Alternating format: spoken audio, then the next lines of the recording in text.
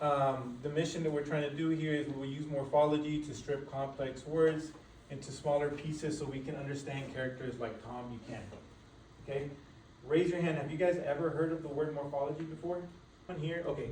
So these are our goals. Is I can talk with my partner to explain how Tom Buchanan's personality is described by this word, supercellus. Okay? So keep that in mind. We're going to go over that. Okay, so for morphology, again, what I had one say mono, okay, that was good. And then I think Bailey mentioned something about shaping. The definition is morphology is the study of how words are shaped. So see, you were able to decipher that just by kind of understanding what that word could have meant, using different parts to change their meaning, okay? We'll be using this as our visual cue to be able to kind of relate the words and kind of figure out how we can break these words apart, okay? The beginning part is called the prefix, okay? So like, if let's say we use the word injustice or unjustified, right? The un is the part, is the prefix. And then justice or justified would be the root word, root and the suffix together, okay? If I just say justified, it means something is in order, right? But the minute that I include this prefix un, now it means the opposite, okay? So that prefix kind of goes and changes the word to the other direction. Okay, so just take a second, look at this visual throughout the slide to make sure you kind of have a visual of what these words will break into. We'll be mostly focusing with prefix and the root word, okay? We won't dive too much into the suffix, okay? Since we're just starting. Okay, so again, the prefix is our word parts added to the beginning of the word. Here's a good example. Happy would be your root word. The un gives the meaning, it changes the meaning of the word from something that's happy to unhappy, okay? First thing we gotta do is, let's meet these characters. Who is this guy? Tom, right? Tom Buchanan. And Tom Buchanan, he's someone who's wealthy, or is he poor? Wealthy. He's pretty wealthy, right? Yeah. Okay. You can tell by his suit. You can tell by his suit, right? His dress. He looks like a guy who comes from money, right? Yes. Or at least he has that confidence, right? He seems like he's a little bit, full of himself. Okay, so based on his body language, does he look like a man of the people, or does he look like someone who thinks he's above everyone else? Possibly thinks he's above the law and all that. Right, he probably, yeah. So you can tell a lot by just kind of looking at the gentleman, or as we're doing, right, as we're reading through the chapters, you can kind of hear him and sense what he's about. Good, good. Okay, let's move on. Okay, so this is the first word we have to decide, supercellus, okay? The quote from chapter 1 says, he was a sturdy, straw-haired man of 30 with a rather supercellus manner. How would you break this word down into its root word? Write your answer down on the whiteboard. Before we do that, let's just kind of touch up a little bit on this. Supercellus. Super. Kenya. In Spanish, is there a different meaning for super? Or does super mean the same thing in English as it does in Spanish? Different. Is there any good word that means different? Yeah. What do you mean by that? Let's see. Like super could be like doing something good or Okay. like Because I'm thinking about. Okay, well, what else? What do you think? Okay, so you think it may mean something different. Okay. What about supermercado? or like a market. Okay, how would you say supermercado in English? Supermarket. Supermarket, right? So they're kind of the same thing, right? Mm-hmm. Okay, a lot of these words, okay, might have the same meaning. And now I'm not 100% sure if it's a Latin word or not, but if it is, you'll notice that a lot of these words, whether it's in Spanish or in English, they share the same meaning, okay? And super is one of them. In Spanish, super means exactly what it means in English. It means, something above, okay? Superman, Superman, supermarket, supermercado, okay? superior, superior, okay? So, you know, just so you know, like, it's, sometimes you can relate, especially if you speak two languages. Keep that in mind. When you're looking at some of these words, use your background. Use those words that you use in Spanish, and see if that can give you clues as to what they mean. Because it might not be something that you understand in English, but if you go back and kind of think about these words in Spanish, you'll be able to get clues from them, okay? For someone who might not know what super means in English, but they know what super means in Spanish, you can be like, oh, okay, this word is something that I can relate to, okay? All right, so, again, how would you break this word down into its root word? Write it on your board. Write supercellus and then break it apart into its prefix and its root word. And again, it's okay if we don't know the meaning. Right now, we're not trying to figure out what it means as much as can you find where the prefix is. Okay? All right, let's see. Kimberly, what did you get? Super/cellus. Very good. That's it right. What about you, Kenya? What did you get? Supercellus. Good. You see? Supercellus. Perfect. Perfect. Supercellus. Bailey. Good. Yes, he's got it. Brennan. He's waking up, I think.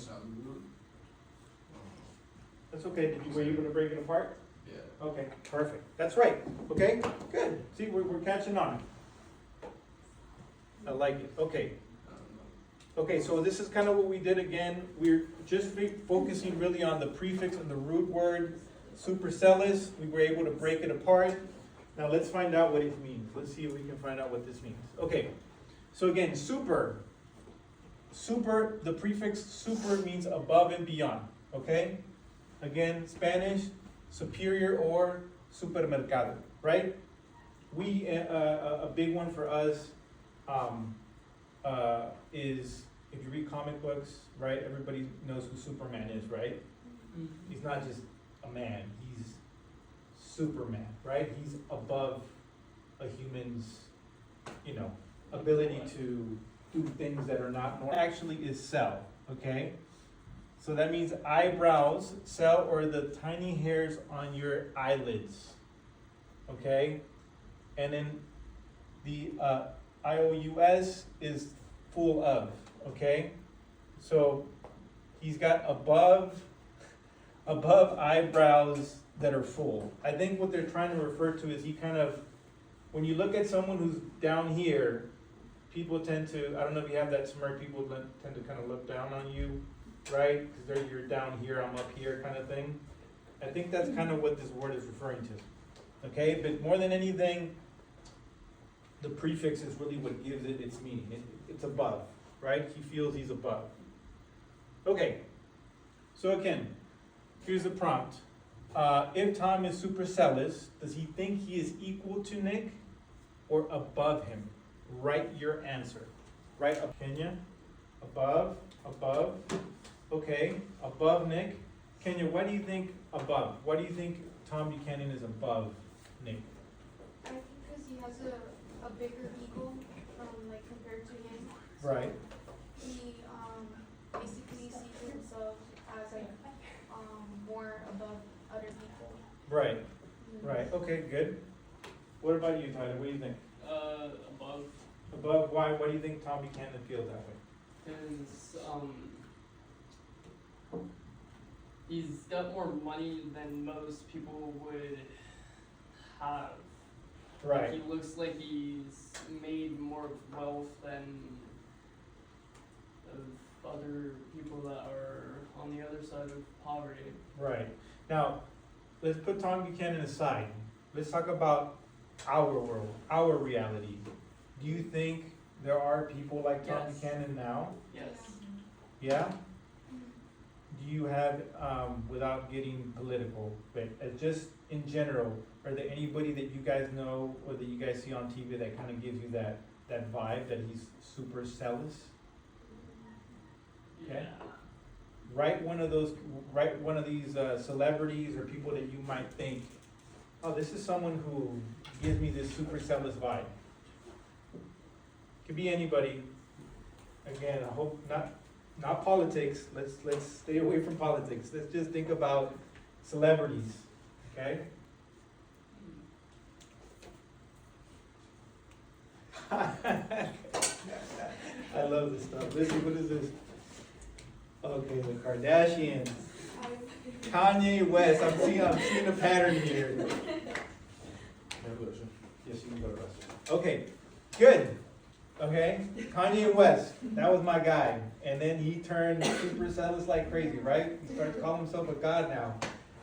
The Kardashians. I mean, what can you say about the Kardashians that hasn't already been said? Would you put Kylie Jenner? You went even more direct, right? You went Kylie. Okay, good. Yes. Okay, those are all good examples. Very good. I love it. Or Jeff Bezos. Okay, good. All right, let's do another one. Again, use the visual cue. I want you to make sure you focus on the prefix. Unfathomable. Where is the prefix? So just break down the prefix and separate it from the root word. All right, guys, let's see. What do you guys have? Unfathomable. Perfect. Oh my God, you even broke it down, the prefix, the root, and the suffix. Awesome. Kenya? Unfathomable. Perfect. Unfathomable. Unfathomable. So, tell me guys, just kind of have to say, what is the prefix that we're looking at? Un, right? Un. Okay. And let's look at your reference sheet. What does un mean? What does un mean? Looking at your reference sheet. Not, right? What about in? What does in mean? Not, okay? That's good to know. There could be several prefixes that have the same meaning. It's not just one. It could be several, okay? Good. All right. Let's see. Okay, fathomable is something that's believable, understandable. Un is the opposite. Good. Very good. Okay, let's move on. We're running. All right. The goal is to use the prefix in to find the hidden meaning, and then look at your morphology key if you need to. Okay, Kenya, do you have your morphology key? Okay, good. And then write the prefix that means not, and then we'll show that on the board. Okay, so here we go.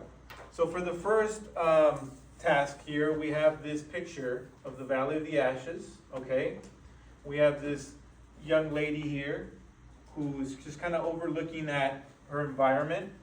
And so what I want you guys to do is, looking at this picture, if you were this character living here, would this place make you feel free, or would it make you feel stuck? So write either free or stuck. Discuss it if you want to with your partners too, if you guys want to share ideas. I'll give you guys 30 seconds, and then we'll go right back. Kenya, what do you think? Why do you think you would feel stuck? Because like the situation of the climate also, and like nobody feels like living there like all free, like I don't know. Right. Like the situation of the climate. Okay. Do you think that she has a way to get out, or do you think there's something holding her down? Is it affordability that's maybe holding her? What do you think it is? Why is she stuck? What do you think it is? I think I have an idea. Maybe Okay. it's because she's too poor, or she doesn't have enough money to get out of that situation, and so I think that's holding her back. But if she had like money, then she definitely would. Right, okay, that makes sense. So finances, I also money, think- are all really good reasons. So again, the reason why I have this here is because, as you can see, sometimes you can find meaning in pictures, okay? You can relate to them by simply analyzing what you're seeing. I was analyzing, and I think a lot of it were it could mean multiple things. Exactly, okay? And that's how words are too, okay? When you're reading some of these words, depending on the context, depending on the environment, depending on how it's being addressed or worded, all those things can change, right? Like we learned before, prefixes can change things completely, okay? Good, where do you find inextricable in this picture, okay? Is it, remember, we still don't know, and we're kind of trying to guess what inextricable is by reading the text, right? And that's kind of the practice I'm trying to get you guys to understand. Like, we might not know what the word is, but by reading what what is being said, and by looking at what is being viewed, we can kind of slowly start to kind of gather clues as to what that word might be, right? Okay, what do you got?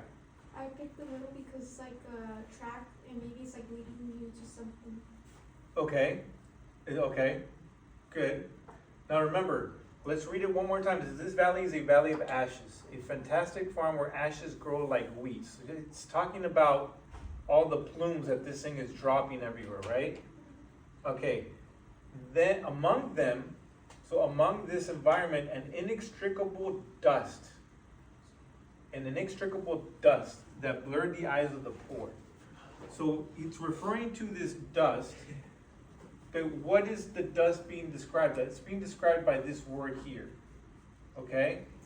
So let's see, what do we got over here? So Trevor, we got the right side? Okay, so you're Because looking there's at, a field right there, and there's smoke above.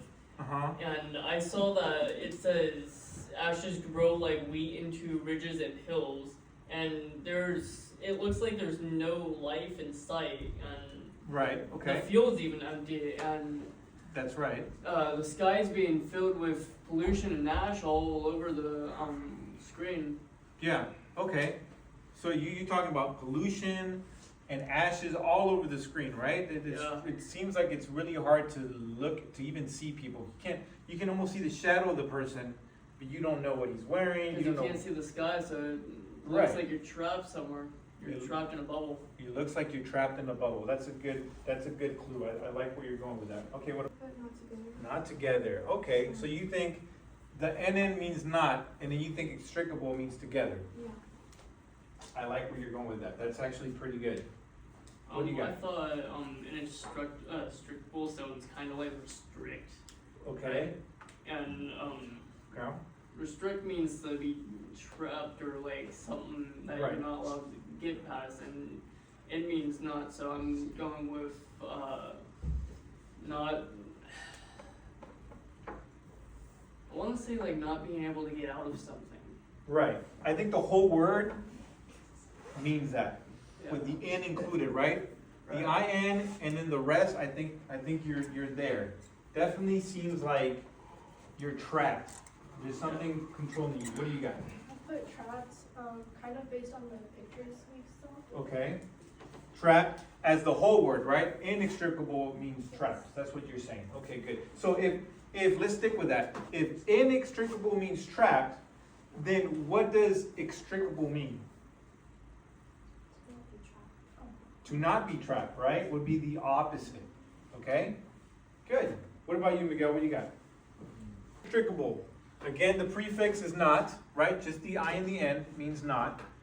Extrict is the root word, means to untangle, to get out. Okay? So I think you two said trapped, right? Mm-hmm. So I think you guys were able to see the clue in the whole word, okay? Which is good, okay? But this is what I want you guys to do now, okay? Let's pretend that you cannot speak, okay? And let's pretend that you don't know sign language, okay? How can we describe untangle? Using your hands. Show me how you would describe untangle. Let's see. Okay, good. Let's see, what do you got? Come on, Bailey, come on. How would you describe it to me? Tell me.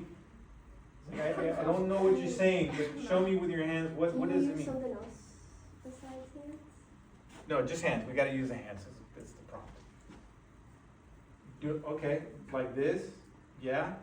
I see Kenya's kind of throwing stuff to the sides, and you're just kind of like untangling. Is that what you're doing? Yeah. Good. Bailey, okay. Oh, see, this guy's good. He's over here like, I'm just using my imagination. Wait, one thinking string it's at a like time? wire or something.